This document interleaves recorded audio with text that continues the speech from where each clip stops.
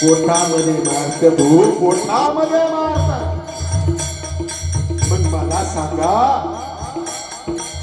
पहिला हिरण्यकश्यप बरं होता का आताचे हिरण्यकश्यप बरे पहिला एकच होता आता घराघरामध्ये आणि त्या हिरण्यकश्यपाने स्वतःच मूल